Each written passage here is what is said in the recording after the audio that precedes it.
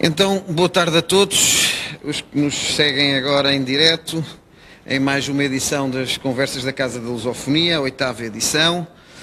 E pedindo desculpa por algumas questões técnicas, tivemos de facto de cumprir desta vez o quarto de hora académico, o que também fazemos com gosto no cumprimento dessa boa tradição coimbrã. Estas conversas da Casa da Lusofonia, de facto, permanecem já com algum sucesso, há um ano esta parte, sempre em língua portuguesa e sempre juntando assim, à volta de temas importantes da atualidade, os estudantes nacionais e internacionais, os docentes e o pessoal técnico, sendo aqui, obviamente, de realçar o apoio que é dado tecnicamente, tanto pela Divisão de Relações Internacionais, a quem agradeço na pessoa da sua diretora Liliana, e à Divisão de Comunicação. O tema de hoje é um tema profundamente atual, liberdade de imprensa e direitos humanos. É um tema de grande atualidade, sempre atual, eu diria, em todo o mundo. Em particular, em Portugal neste momento, em toda a União Europeia, em Portugal o caso do Serviço de Estrangeiros e Fronteiras com todas as repercussões políticas e em que a Sábado, aqui representada pelo seu diretor, Eduardo Damaso, teve um papel determinante. E nos Estados Unidos este tema é também um tema sempre atual, em particular na presidência Trump, e com os casos mais recentes que de facto disputaram uma grande repercussão social e que teremos o nosso Luís Costa Ribas, que desde 1984 não está no nosso país e conhece muito bem a realidade norte-americana, a dar a sua visão. E, portanto, a minha primeira palavra, além de cumprimentar o vasto auditório, é de agradecimento à presença aqui do orador, a presença física do Eduardo Damas, um antigo estudante da nossa Faculdade de Direito da Universidade de Coimbra, diretor da Sábado, com um intenso percurso jornalístico de grande sucesso, que o moderador de seguida já dará maior conta. E esta presença virtual do Luís Costa Ribas, que tive o gosto de conhecer há pouco tempo, com quem troquei algumas impressões, possuidor de um invejável currículo e que todos nós conhecemos das televisões e com uma vasta experiência da realidade norte-americana. O meu agradecimento também especial ao Jorge Castilho, que aqui na qualidade de diretor da Associação Portuguesa de Imprensa, mas nas suas vastas qualidades, também o exercício de funções na Comissão de Carteira de Jornalista e com os meus parabéns pela sua recente eleição para a presidência da Rede dos Antigos Estudantes de Coimbra. Agradecimento e felicitação que estendo ao João Assunção, que encerrará esta sessão e que foi também recentemente empossado como Presidente da Direção-Geral da Associação Académica de Coimbra. A ambos agradeço a presença e desejo as maiores felicidades no exercício dos respectivos cargos, sendo certo que conto com ambos como parceiros e esta é uma prova inequívoca disso mesmo. O tema dará certamente pano para mangas, é um tema que a mim me é pessoalmente caro, mesmo nos meus estudos académicos e em outras funções que exerci no Instituto Jurídico da Comunicação da Faculdade de Direito da Universidade de Coimbra. Haverá inúmeros assuntos, nomeadamente a própria regulação dos média em geral, como falava com o Luís Costa Ribas quando preparávamos este debate, saber se de facto ela deve ser mais liberal, estilo norte-americano, com alguma desregulamentação, homenageará mais o interesse público de salvaguarda da democracia, ou se pelo contrário essa maior liberdade deve-se pautar por uma autorregulação dos próprios operadores, seja com uma solução do género da ordem dos jornalistas que muitos defendem, ou se devemos ter um modelo mais português e europeu de uma heterorregulação, ainda que obviamente não uma regulação governamental que resvalaria facilmente para a censura, mas uma heterorregulação independente. É um tema particularmente importante no momento em que as redes sociais, o dito jornalismo de cidadão, acaba por ocupar muito do espaço clássico do jornalismo e em nome desse tal jornalismo de cidadão abundam as fake news na verdade, ficamos sem esse papel intermediador do jornalista, que é norteado por quadros deontológicos, por quadros regulamentares e legais que protegem o cidadão nesse seu direito a ser verdadeiramente informado e assim protegem as democracias e os direitos humanos. Jorge Castilho, a palavra é tua. Pedia apenas que exercesses com pulso férreo essa missão de moderador e obrigado a todos pela vossa presença.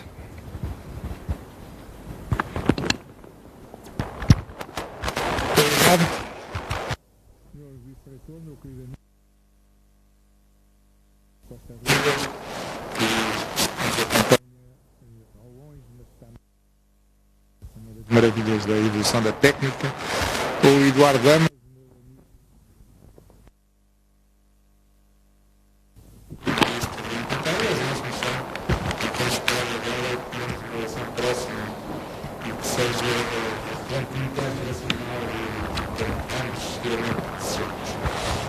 é evidente que o Covid nos foi formado hoje e, ao mesmo tempo, é recusável não só pelo convite em si, mas sobretudo pelo tema e pelas pessoas envolvidas para o abordar. Um tema que me diz muito e que, além de nós, eu sou, acima de tudo, jornalista, sou jornalista há 52 anos, significando isso que ainda fui jornalista durante 5 anos debaixo de um regime de censura prévia. Portanto, sei bem o que é a importância, o valor da liberdade de imprensa e, sobretudo, da falta dela. Normalmente, quando as coisas nos faltam, é que nós divulgamos o verdadeiro valor. Portanto, eu posso, infelizmente, fazer essa comparação.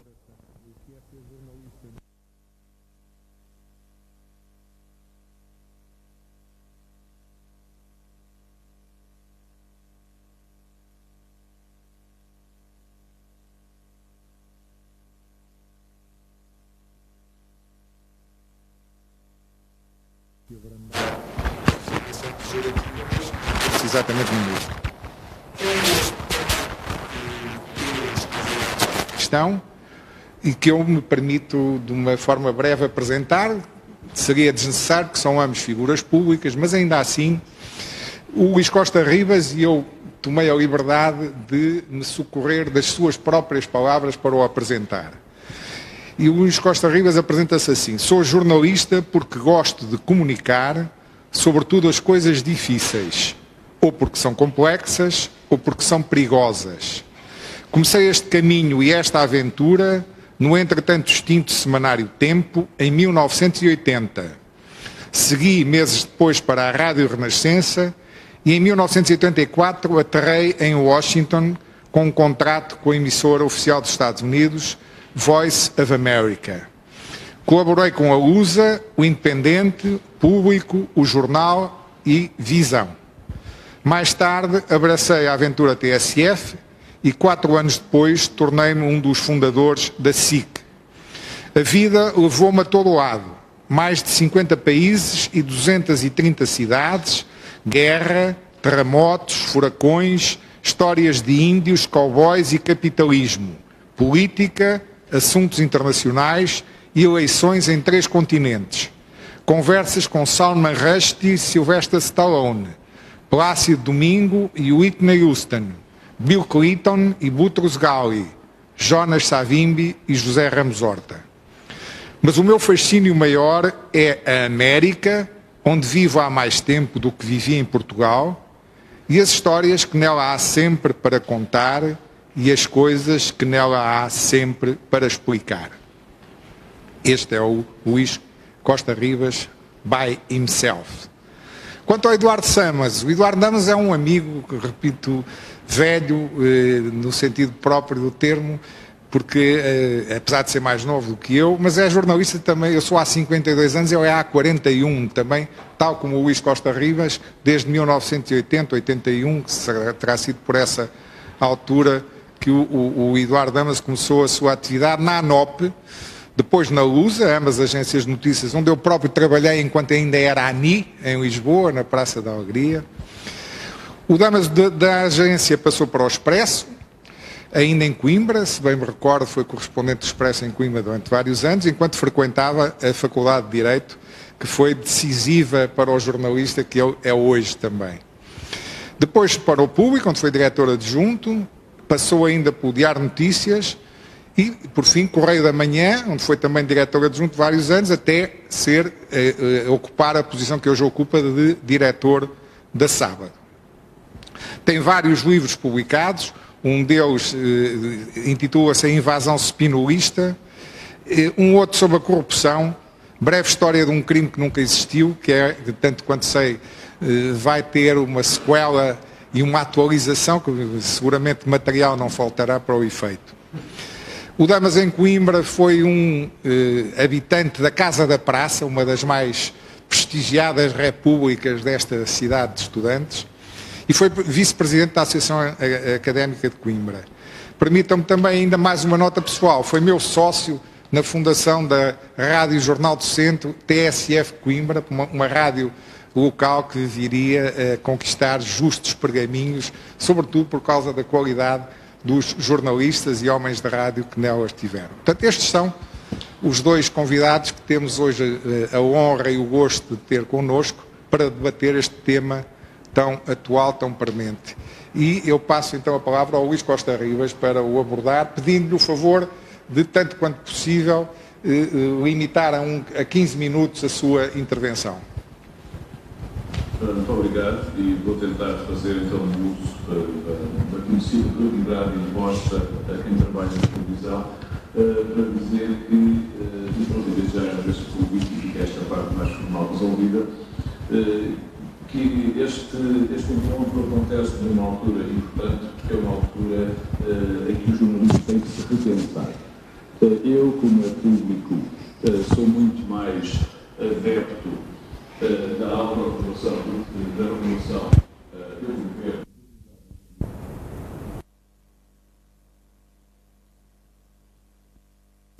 E por várias razões, uma das quais porque os governos, quando tentam regulamentar a comunicação social, tentam sempre de alguma forma encontrar métodos para a censurar.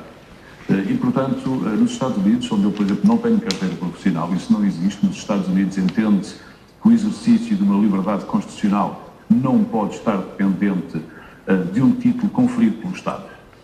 E, portanto, também não há uma separação de facto entre a liberdade de expressão e a liberdade de imprensa, como aqui se chama, porque uma liberdade não pode ser exercida se houver uma limitação no acesso aos instrumentos que permitem o exercício dessa liberdade. O que aconteceu, e vou encurtar imenso porque não é aqui o fórum para entrar em todos os detalhes, o que aconteceu é que as redes sociais vieram alterar profundamente a natureza do jornalismo. O jornalismo é um direito humano essencial porque o ser humano não pode tomar decisões sem estar bem informado, para que as suas decisões sejam informadas, fundamentadas, sejam as decisões tomadas no seu interesse. Eu não posso tomar decisões no meu interesse se não tiver a maior quantidade possível de informação que me vai permitir saber exatamente o que estou a fazer. Não há decisões mal informadas. Uma decisão mal informada não é uma decisão, é uma imposição, porque nós somos obrigados a decidir com aquilo que não sabemos. E, de alguma forma, o que acontece é que as redes sociais, aos poucos, primeiro tornaram-se numa grande democratização, por assim dizer, do acesso do cidadão comum aos meios de difusão de informação, mas transformaram-se também num instrumento de desinformação. Tanto assim que, neste momento, para muitas pessoas, é quase impossível discernir entre aquilo que é informação verdadeira e informação falsa. E isso leva-me a repensar um pouco se a ausência de regulamentação é, de facto, a melhor forma de proteger a liberdade de informação. E custa-me chegar a esta conclusão, mas, na realidade, este é um debate que vai ter que ser feito no jornalismo, porque se não houver uma forma de impedir a difusão constante de informação falsa nas redes sociais, o jornalismo acabará destruído completamente. Aliás, nós estamos a assistir isso hoje nos Estados Unidos, não é? Em que a quantidade de informação falsa que chega aos meios de informação tradicionais é também em si muito perigosa. E este é um fenómeno que, com a atenção que eu vou seguindo, não só nos Estados Unidos, mas noutros países, em Portugal e outros, e constato com grande preocupação que nós temos muitas redações onde tudo o que sai nas redes sociais é considerado material noticioso. Mas depois não há um tratamento jornalístico devido. As redes sociais devem ser entendidas como uma das fontes para o trabalho dos jornalistas e não como uma entidade que produz informação acabada. Ninguém produz informação acabada a não ser o jornalista. E o que nós tínhamos antes das redes sociais era, por exemplo, agências de comunicação ou pessoas ligadas aos clubes esportivos, em Portugal era o futebol, aqui são mais, aos partidos políticos, a tentarem manipular o jornalista, mas os jornalistas, aqueles que queriam e tinham competência para isso, conseguiam de alguma forma filtrar aquilo que lhes era enviado, observar de forma crítica, exercer aquele ceticismo sistemático que é indispensável ao bom jornalismo e tentar chegar a uma conclusão o mais próxima possível da verdade naquele momento e naquelas circunstâncias. Hoje, infelizmente, vê-se muito um jornalismo de reprodução acrítica, e às vezes até acéfala, daquilo que aparece nas redes sociais. Aparecendo nas redes sociais, imediatamente passa para os órgãos de comunicação social tradicionais e, portanto, os órgãos de comunicação social tradicionais deixam de ser um elemento de filtragem, de tratamento, de aplicação de critérios jornalísticos e passam a ser um altifalante de muitas coisas que não são verdadeiras, que circulam nas redes sociais.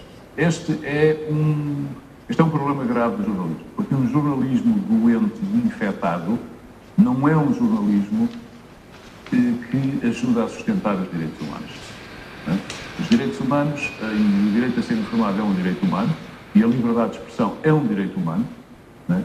E, por um lado, temos as pessoas que têm o direito de se exprimir, em teoria têm o direito de mentir, mas eu creio que é aí que, nos próprios Estados Unidos, tem que começar a haver uma separação entre a liberdade de expressão e a liberdade de informação. Ou seja, toda a gente tem o direito de se exprimir, nem toda a gente tem o direito de fazer chegar as suas mentiras ao público em geral. A questão que isto levanta é ainda mais complexa, que é quem é que decide aquilo que é mentira? E devíamos achar que isso é fácil, não é? Aquilo que não é mentira é aquilo que não é factual. Só que uma opinião não tem que ser baseada em factos. Uma pessoa pode ter uma opinião sem saber do que está a falar, mas continua a ter o direito a ter a sua opinião. É uma opinião desinformada, podemos até dizer que é uma opinião ignorante, mas é uma opinião que aquela pessoa tem direito. Já a análise é uma coisa diferente. Há aqui uma separação entre opinião e análise. A análise já inclui saber do que se fala. A análise já inclui ter conhecimento de facto e analisar os factos que sustentam a posição que se defende numa determinada análise. E o que nós temos hoje em dia é, portanto, esta luta, não é? Este dilema, em que, por um lado, não queremos limitar a liberdade de expressão, que é um direito humano, mas, por outro lado, também não queremos transformar essa liberdade de expressão na liberdade para enganar, para desinformar e, em última análise, para destruir a democracia.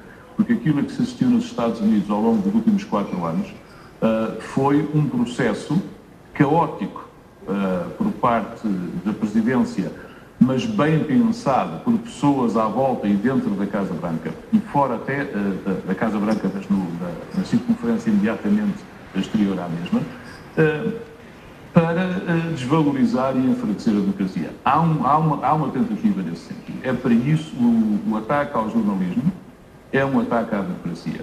E, portanto, neste momento, o grande dilema é como é que defendemos a liberdade de expressão e, ao mesmo tempo, defendemos a qualidade do jornalismo sem censura exagerada. Porque será inevitável haver alguma censura das coisas que não são verdade.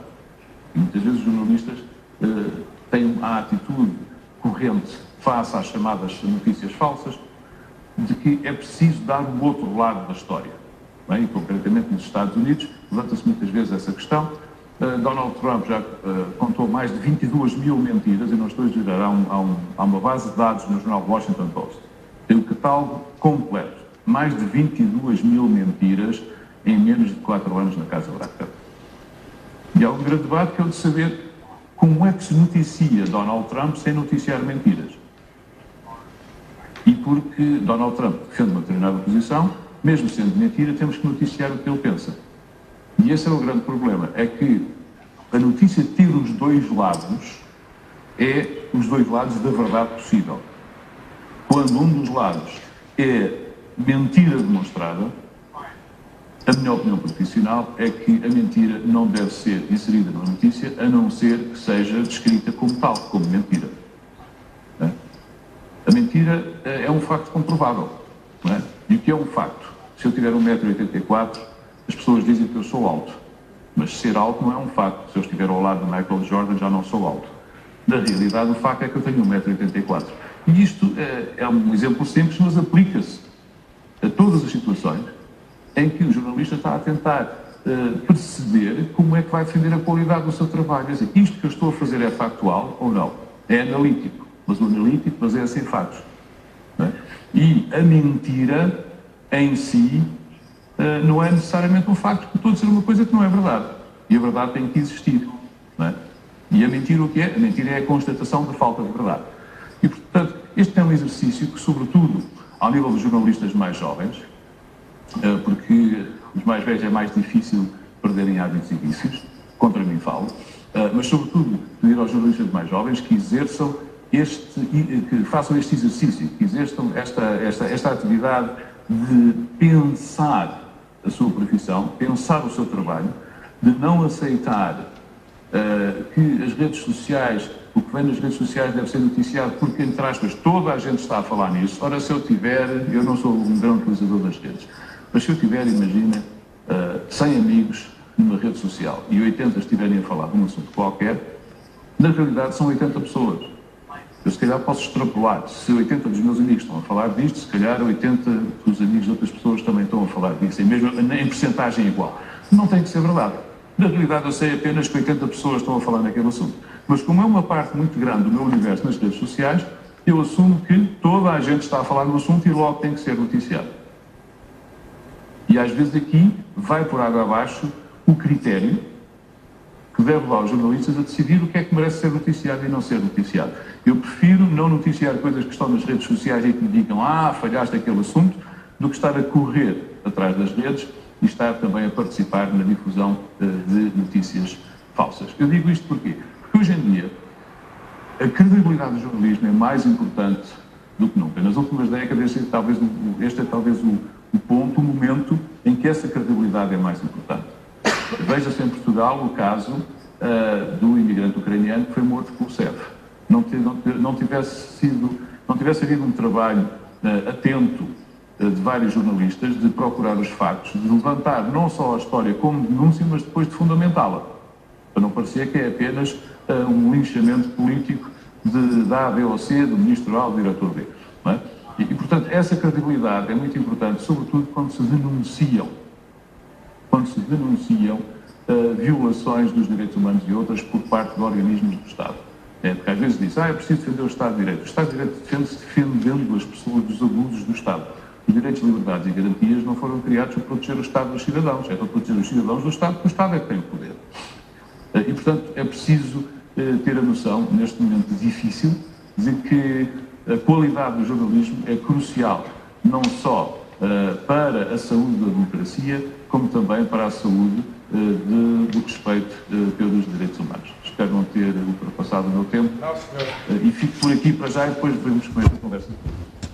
Muito obrigado por essa capacidade de síntese e cumprir religiosamente o tempo que foi concedido.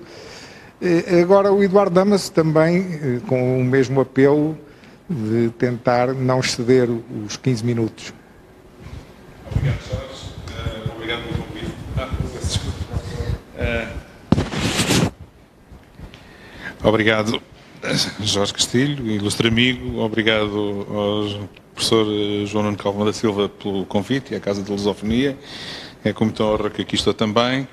Uma saudação especial para o Luís Costa Ribas, que já não falamos há muitos anos, desde os nossos tempos no público, de longas horas passadas ao telefone.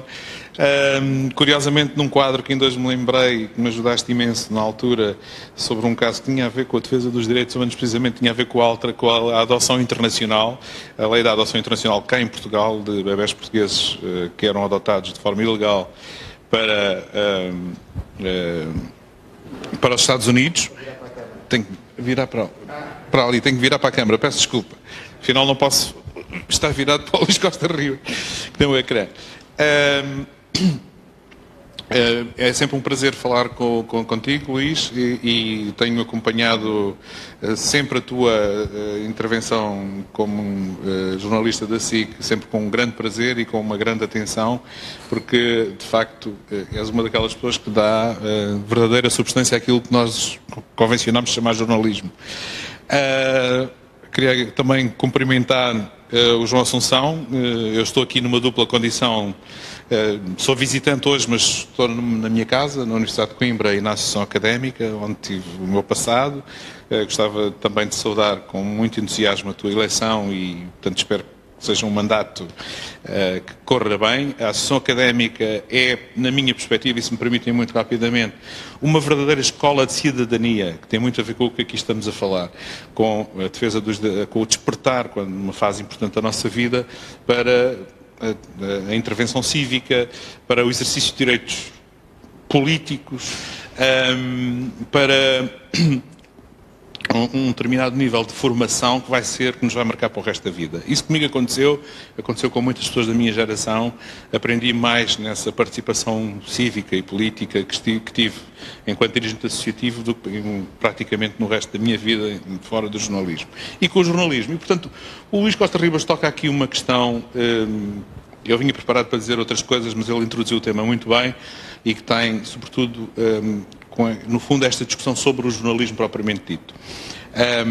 No fundo, é uma discussão sobre o jornalismo propriamente dito, no sentido em que os direitos humanos são a essência do jornalismo, na minha perspectiva. E o facto de conseguirmos fazer um jornalismo mais sério, mais credível, mais intenso, mais seguro, certo, fiável, essa é, na prática, é o instrumento que está ao nosso alcance para defender sempre melhor aquilo que são os direitos humanos, seja na sua variante direitos civis, políticos ou sociais, seja contra aquilo que é o exercício do monopólio.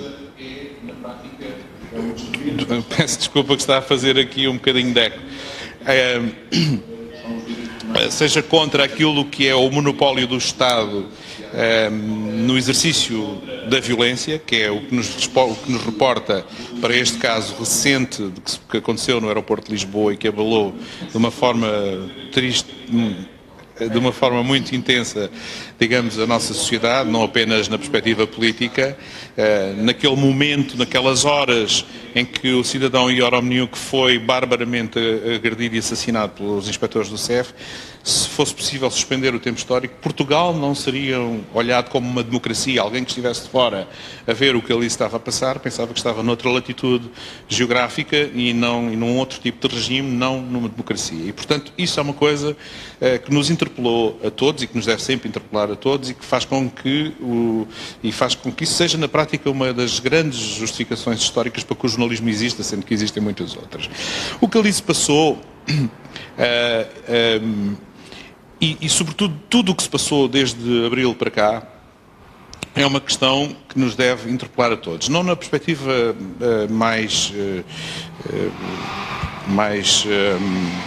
eu ia dizer fácil, mas sim, na verdade, mais fácil de condenação, porque é claro o que ali se passou e não é muito difícil condenar o que ali se passou. Mas há muitas outras questões que devemos discutir. Não devemos meter debaixo da carpete e devemos discutir. Desde logo, a própria, não apenas o Ministro, não apenas o Governo, não apenas o CEF, não apenas a reforma das polícias, se deve ser uma única polícia ou várias polícias. Houve alguns momentos patéticos bastante recentes em que temos, no fundo, esta questão induzida por um Diretor Nacional de uma polícia, que também não se notabiliza muito, já agora não quero meter toda a gente no mesmo saco, mas é uma polícia também com graves problemas de respeito dos cidadãos e dos direitos humanos. A PSP tem algumas páginas negras nessa história e, portanto, alguém aparecer a emergir sobre esta questão, colocando-se numa espécie de um discurso de pureza originária na discussão da reforma, como se isso fosse possível, fazê-lo dessa maneira, há que dizer que não é possível fazê-lo daquela maneira. Para mim é muito grave o que se passou no aeroporto, mas também é grave que uma polícia no quadro daquilo que é a sua missão de combate ao crime, seja capaz, utilize expedientes e operacionais de atrair pessoas paciladas e depois matá-las com um verdadeiro massacre. Há um caso relativamente recente de um cidadão que estava a ser perseguido criminalmente pela PSP, que foi assassinado com 23 balas num quadro de uma emboscada que lhe foi armada e era um mero, digamos, ladrão de automóveis, para simplificar. A Sábado relatou isso há 1 ano e meio, não houve nenhum sobressalto cívico, quando na minha perspectiva deveria ter havido um sobressalto cívico, porque aquela pessoa morreu de uma maneira... poderia ter sido dentro de uma esquadra, como no passado aconteceu noutras circunstâncias, mas nós vivemos também numa sociedade muito particular sob esse ponto de vista. Nem mesmo neste caso do cidadão ucraniano, sejamos claros, não há nenhum sobressalto cívico na sociedade portuguesa e isso é um erro.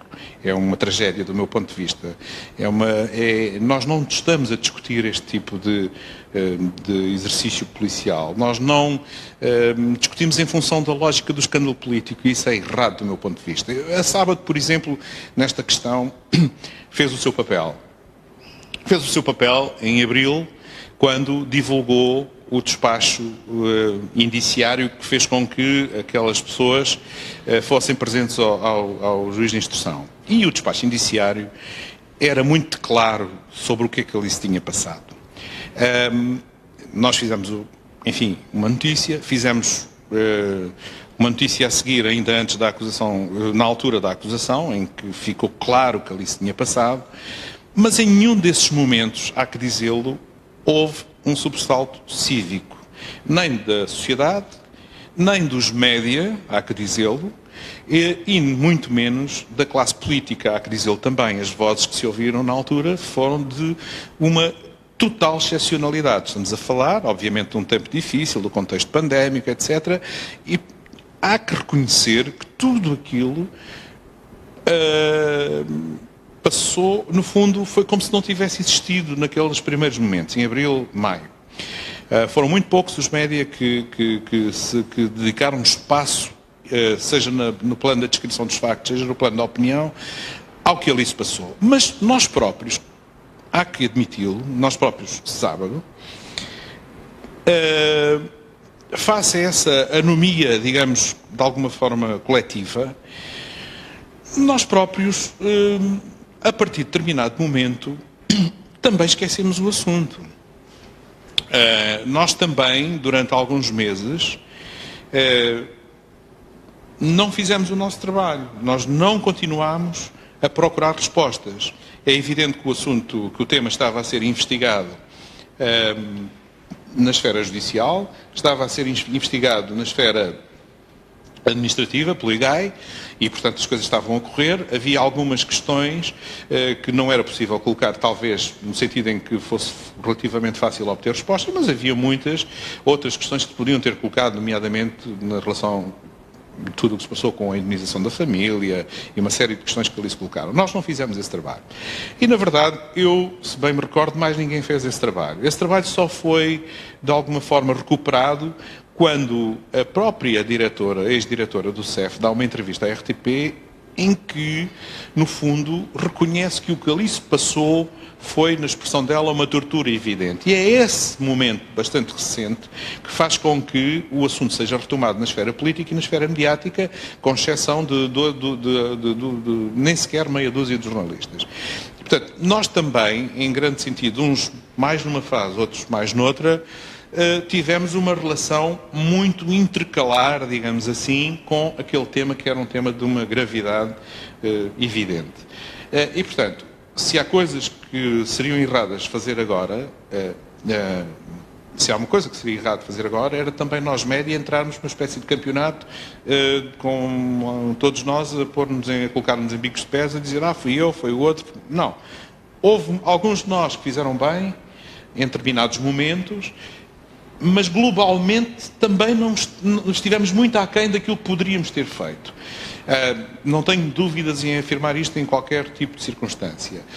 No entanto, mesmo assim, acho que os média que fizeram muito mais na sua globalidade o seu papel do que as próprias instâncias de natureza política e outras.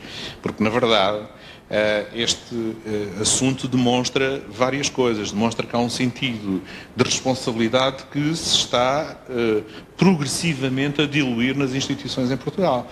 Se há coisa que esta pandemia demonstrou, por exemplo, em algumas áreas, e demonstrou bem, é que um país não enfrenta uma crise desta natureza se não tiver instituições fortes e credíveis.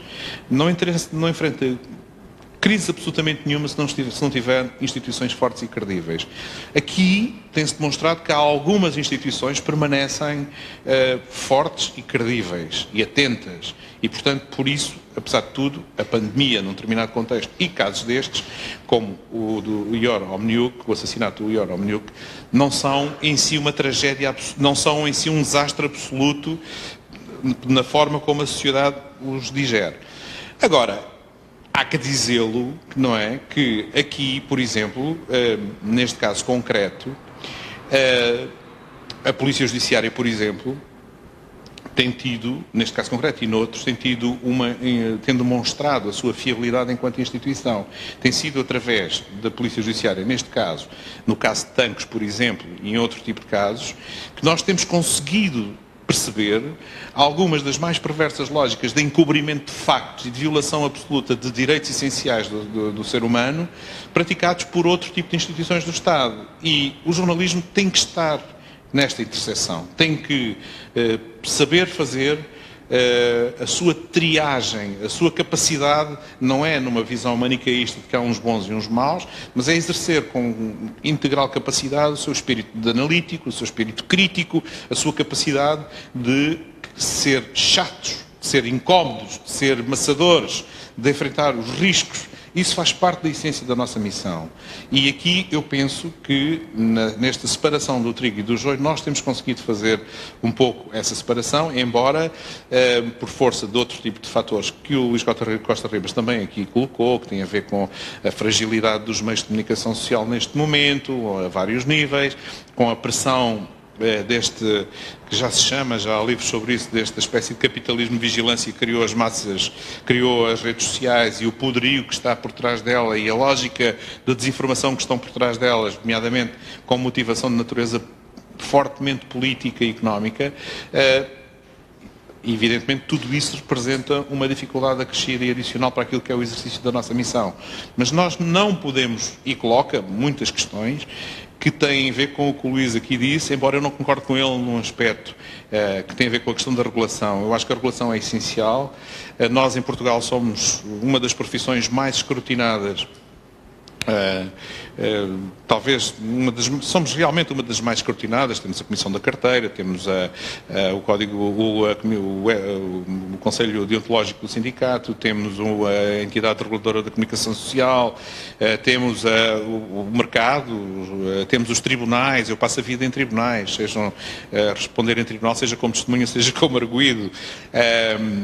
Portanto, hoje em dia esse escrutínio judicial é tão intenso que é quase uma espécie de bullying, que aliás há perspectivas muito interessantes aqui na própria Universidade de Coimbra, do professor Jonas Machado, sobre esta matéria em relação à liberdade de imprensa e a forma como os meios de tutela jurídica estão a se exprimem hoje sobre a nossa atividade, são de uma forma tão intensa que praticamente é uma forma de censura, em grande medida, e acrescido do facto de, apesar de eu ter uma visão bastante positiva daquilo que é, por exemplo, a ação do Ministério Público e dos tribunais portugueses em muitos aspectos, acho que em algumas questões que têm a ver com a liberdade de imprensa não estão assim tão evoluídas quanto isso, não são assim tão democráticas quanto isso. Há que ter isso profundamente em conta. Nós ainda hoje continuamos a encontrar decisões judiciais, seja de promoção de acusações, seja em sede de julgamento, absolutamente anacrónicas em relação àquilo que é, por exemplo, a doutrina do Tribunal Europeu dos Direitos do Homem, que eu acompanho este livro, e a Liberdade de Expressão, que me acompanha sempre, do Francisco Teixeira da Mota, que é uma verdadeira bíblia e que todos os jornalistas devem ter sempre presente em cada momento que escrevem uma linha mais incómoda e mais chata. Portanto, não tenho essa visão sobre o estado da nossa justiça assim tão satisfatória e positiva e, portanto, Isto para exprimir em concreto a discordância que eu tenho com o Luís nesta questão da regulação, que é eu não conferiria ao Estado mais nenhum mecanismo de regulação do jornalismo para além daqueles que existem hoje, sendo que alguns deles já são bastante excessivos. Porque, só vou acabar, é rapidíssimo e vou acabar. Porque, por exemplo, a propósito da questão do combate às fake news, ainda agora esse é um debate que vai ser muito atual, a própria Comissão Europeia tem um programa que está, no fundo, que vai implicar modificações legislativas em alguns países. A Espanha já está a fazer e está transformado em mais um Ministério da Verdade, ou seja, um Ministério da Censura Judicial. Está a dar uma enorme polémica, que é, no fundo, a criação de mais uma estrutura administrativa do Estado para limitar a liberdade de expressão.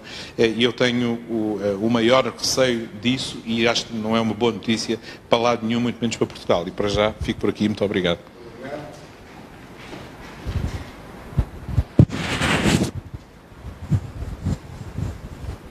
Muito obrigado a ambos. Foram excelentes intervenções que dariam pano para mangas para estarmos aqui seguramente toda a tarde e toda a noite. Infelizmente não vai ser possível. De qualquer das formas, suscita-me algumas questões. Uma delas eu ia colocá-la já ao Luís Costa Ribas. A intervenção do Trump há algumas semanas foi interrompida a transmissão em direto. Estava a ser feita pelas televisões, se bem me recordo, que quer pela CNN, quer pela Fox News.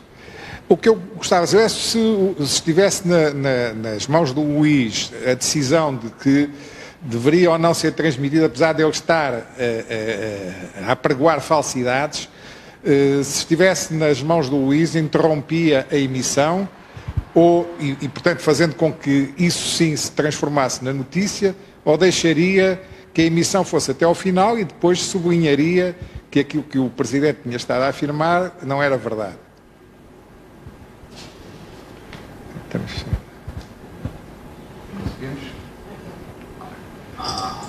Agora sim. Aqui ainda com o microfone cortado. Eu teria, sem qualquer margem para dúvidas, interrompido a emissão. Mas, se dependesse de mim, eu não transmitiria nenhum evento com a participação de Donald Trump em direto.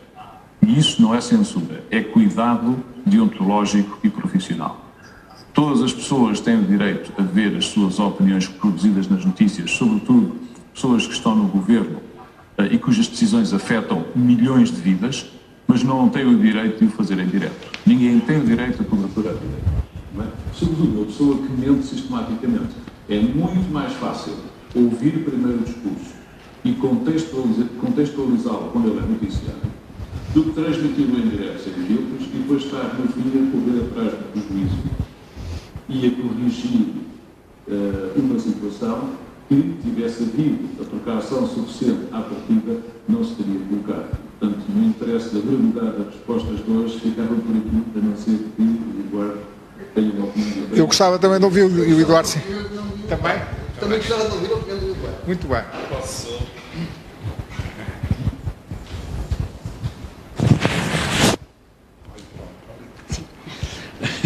Peço desculpa, esta posição de falar põe-me de costas para ti, Luís, embora provavelmente me estejas a ver. Eu não concordo contigo. Eu acho a mentira ao mais alto nível do poder de Estado, seja na América ou noutro país qualquer, é um clássico do exercício do poder, não apenas nesta conjuntura histórica, mas em outras anteriores. E o papel dos jornalistas, na minha opinião, é, no caso concreto, havendo diretos, é impossível contrariar a lógica do direto hoje em dia na sociedade moderna em que vivemos. Eu penso que o papel do jornalista é, naquele exato momento, desmontar o que está a ser dito, dizer claramente que não é verdade e por que razões é que não é verdade e argumentar o melhor possível com os factos e com a análise, desmontando exatamente aquelas mentiras que estão no caso de Trump ou de Bolsonaro ou de outros dirigentes políticos. Nós sempre lidamos, como tu sabes, sempre lidamos com a mentira. E desmontar a mentira é uma das nossas obrigações mais essenciais na minha perspectiva. Eu, no caso concreto que nos levou aqui a falar, eu não sairia da emissão, não tiraria as câmaras lá, o sinal de lá. Agora, evidentemente, que faria a desmontagem total e, porventura, de uma forma um pouco até mais entusiástica do que o habitual, para dizer que o que aquele senhor estava a dizer eram mentiras pura e simplesmente.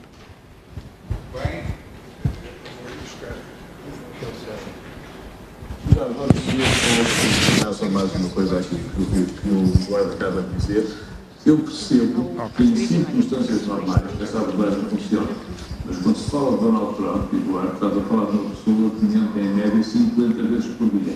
Esse é que é o grande drama. É que isto não é mentira do costume. Eu não quero transformar isto aqui numa conversa sobre as mentiras de Trump. Mas é só para dizer que no essencial concordaria contigo se fosse uma ou duas mentiras até por dia. O problema é que são 50 mentiras por dia e, portanto, este número avassalador de mentiras é a única coisa que me leva a dizer que ninguém tem direito a mentir tantas vezes por dia, não quer que seja, e só por causa desse volume extraordinário e quase monstruoso de mentiras diárias é que eu tinha que tomar essa decisão que eu aceito que é drástica e invulgar.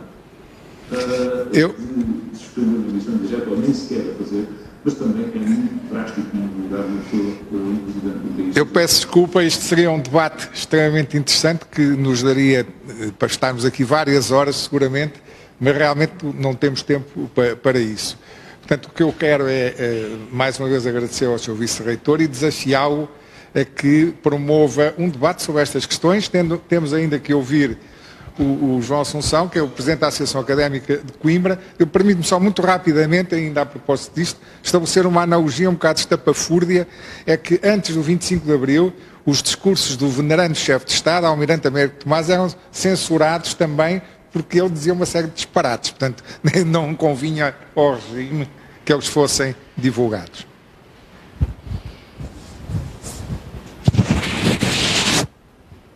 Também não vou alongar-me porque o debate foi profícuo em si, embora necessariamente curto, e fica aceito o repto do Jorge Castilho para futuras jornadas, talvez noutro contexto que permitam aprofundamentos maiores.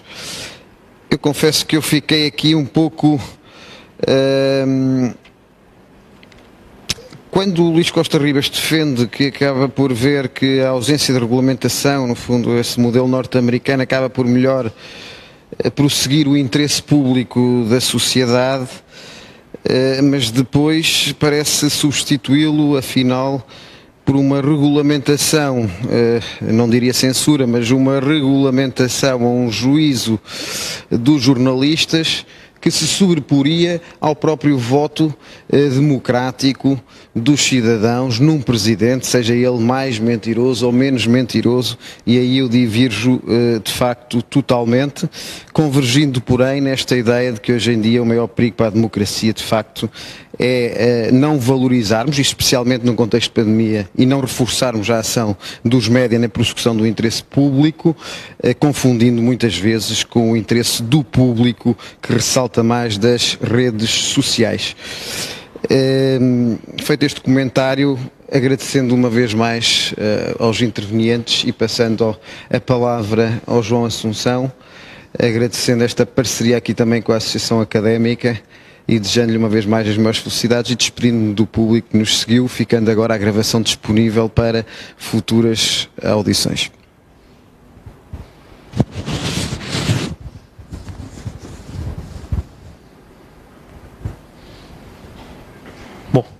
Boa tarde a todos. Cabe-me este duplo problema de terminar uma sessão tão rica de intervenções. Portanto, este será o primeiro problema, acrescentar algo quando já parece que tudo foi acrescentado. E um segundo problema de ter esta incumbência de interromper um debate que estava a tornar-se tão profícuo, mas que, enfim, o tempo não o permite mais e espero que o Sr. Vice-Reitor cumpra esse repto que aqui o Dr. Jorge Castilho nos trouxe, de avançar com este debate, que me parecia, sem dúvida nenhuma, profícuo. Mas, de qualquer das formas, cumprimentar, e esta é as primeiras palavras que queria deixar, cumprimentar o Sr. Vice-Reitor por este amável convite que estendeu à minha pessoa, em representação da Associação Académica de Coimbra, naturalmente que tenho todo o gosto em estar presente e de representar aqui a Academia de Coimbra, os estudantes de Coimbra, nesta nova sessão de diálogos ou de conversas na Casa da Lusofonia, portanto, estendendo evidentemente o cumprimento a todos os elementos que estão por detrás desta sessão. Cumprimentar naturalmente um cumprimento transatlântico a Luís Costa Ribas, que apresentou a sua posição nos Estados Unidos e que é com honrável gosto e com honrável prazer que estou presente numa sessão onde também tal personalidade está presente. Portanto, a presidência da Associação Académica de Coimbra tem estes gostos de vez em quando e é com amável prazer que aqui estou a partilhar painel. Depois cumprimentar Eduardo Damas, também elemento fundamental na sociedade civil portuguesa, mas também, e aqui personalizar na sua vertente academista e na sua vertente de passagem para a Associação Académica de Coimbra, é sempre um gosto receber um dirigente tão honroso da nossa casa. E depois, evidentemente, não poderia deixar de ser um cumprimento muito próximo ao Dr. Jorge Castilho, aqui representante, e permita-me puxar desta vertente, representante dos antigos estudantes da Universidade de Coimbra, aqui em Coimbra, e que evidentemente é sempre um gosto e deve ser cada vez mais, e é esta também a minha visão para a Associação Académica de Coimbra, para a Academia de Coimbra, de trazer os antigos para próximos dos novos e, portanto, fazer aqui esta relação intergeracional sempre constante, de forma a que tenhamos uma presença assídua do conhecimento e da experiência dos que cá passaram, para ajudar os que cá estão e os que cá passarão. E, evidentemente, o tema, a temática que aqui esteve em discussão, e a mim não me cabe praticamente nada a incluir mais discussão naquilo que já foi falado, mas sem dúvida nenhuma que é uma temática importantíssima para a Associação Académica de Coimbra, para a Associação Académica de Coimbra e para a Academia de Coimbra, em termos históricos, em termos de construção da nossa instituição, da Associação Académica de Coimbra. Naturalmente os direitos humanos e a liberdade de imprensa, que não me parece, e acho que aí compartilhamos da posição, não me parece que possam ser vistas um sem o outro. Portanto, a existência de direitos humanos, deste conjunto de direitos inerentes a qualquer indivíduo, só serão protegidos com uma liberdade de imprensa, com uma imprensa forte e capaz de obstruir diversos ataques a esse núcleo duro que são os direitos humanos. E é isso que hoje me preocupa, também em termos geracionais, em termos de representação de geração, que me preocupa na nossa sociedade civil, não na sociedade civil portuguesa apenas, mas nas sociedades ocidentais, nas sociedades democráticas ocidentais, em que parece que, de facto, a herança que nos é passada e aquilo que nós hoje vivemos é totalmente diferente daquilo que os meus pais viveram, os meus avós, provavelmente iniciaram, e que hoje parece estar-se a transformar novamente numa nova realidade. Porque, de facto, hoje os direitos humanos e esta liberdade de imprensa, fundamentalmente a liberdade de imprensa, parece já não é um direito absoluto, já não é algo intransponível, algo que possa pôr-se em causa. E isso, evidentemente, deve preocupar toda uma sociedade, mas particularmente uma geração. A geração que hoje inicia-se, ou que está a iniciar na sociedade civil, esta geração que iniciar-se-á no mercado de trabalho, mas na sua capacidade ativa e de intervenção política, cívica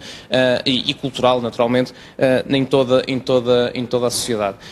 E estes ataques vindos de diversos lados e com diversas motivações e com diversos instrumentos são, sem dúvida nenhuma, alarmantes e são, sem dúvida nenhuma, preocupantes para aquilo que é ou a consciência e a intenção de uma geração que deseja-se essencialmente livre e democrática. E por isso este tipo de oportunidades são sem dúvida nenhuma de salutar, e aqui estendo sem dúvida nenhuma uma parabenização e uma saudação muito especial ao Sr. Vice-Reitor e a toda a sua equipa por ter proporcionado uma vez mais uma conversa tão frutífera com convidados tão especiais, e que uma vez mais, e fazendo o ciclo perfeito da minha intervenção, agradecer a oportunidade de estar presente numa destas sessões, que sem dúvida nenhuma dão-me muito mais, formam-me muito mais do que aquilo que alguma vez terei a possibilidade e a capacidade para apresentar. Por isso, uma saudação muito especial a todos os intervenientes, e em nome da Associação Académica de Coimbra, naturalmente um agradecimento muito claro